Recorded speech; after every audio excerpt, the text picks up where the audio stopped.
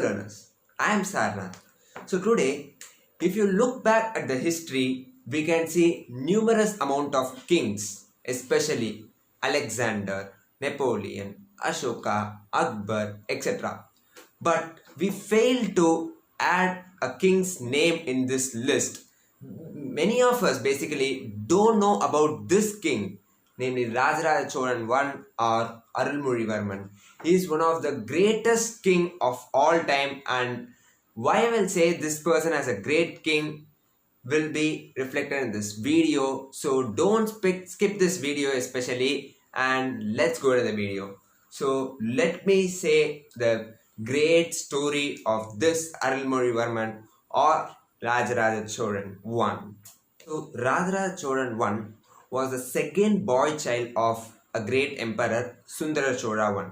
So basically at those days, elder sons will be given the next successor title.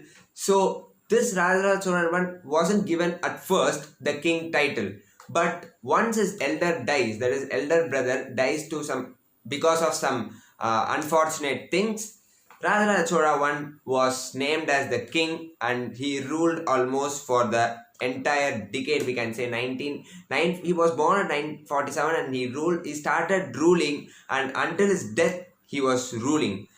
So at those days, what they will do is, like, we know that some people, if they have conquered some places, they will keep their statues, but instead of that, Rajaraja Cholan will build a temple, especially for the whenever he conquers a place. So he had the strongest navy, and he was the first king, according to Wikipedia, if you want to say.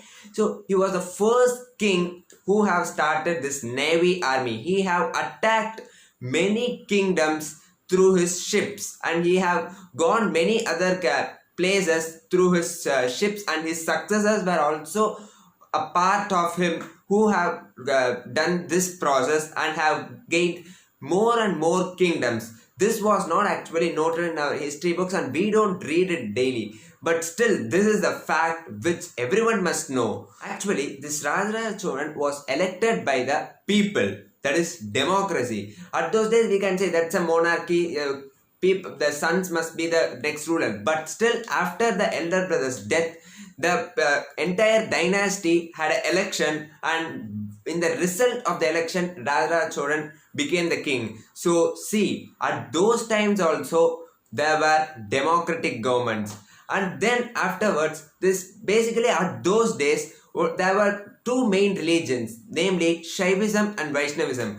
Of course, Rajaraja Cholan was a follower of Shaivism, that is Shiva, Lord Shiva. Still, he built many Vishnu temples, showing his quality of secularism. Really, it was a great thing. See how great those times people were. So we must learn about them, and we must, of course, use them in our daily lives. So Rajaraja Cholan was guided by his elder sister Kundabai. So even at those days, girls were given more importance actually, but we people say that they weren't given. But here we can understand that at those days also, girls were given an importance, and they were also a part of the kingdom. Then afterwards, now I will just say the story. How did he conquer the Sri Lanka? Almost he conquered the half of the Sri Lanka, and I will say its story. So basically at those days, kings were of course eager to know this turtles process. They will come at one season and they will return back to the others in the other season. So kings wanted to know this, where did they go? So they followed it, and they have found the other landmass, and they started to conquer. See how great they were. At those days they were trained, and the people were trained to travel in the sea, and they have conquered from one region to the other region with no maps or anything like that. Today we have Google Maps, Safari, etc. But at those days they have just simply followed these turtles and tortoises to get to know the other landmass. And this is an excellent thing which must be appreciated back at those days. So then the Rajaraja Cholan have conquered this Sri Lanka, half of the part of Sri Lanka. Please underline this half of the part, because this will be useful in the last, which I am going to say some informations. Like Sri Lanka, he have captured Maldives also, and with the troops of 1 million. See, a troops of 1 million people have went from Tamil Nadu, the southern part of India, to Maldives. This was an amazing thing. At those days, it wasn't, they don't have any great ships or something like that, but they have built it and they have went. So now I'll just brief out how this king died, but this wasn't there in any of the resources. It was very hard to find, but they give maximum 2 tales of this end of this great emperor, but still we don't know it is a true information or not. So basically what happens is this king Rajaraja Cholan builds a very big temple, namely Brihadeshwara temple or Tanjavur big temple. Even today it is accessed by the tourists and other travelers.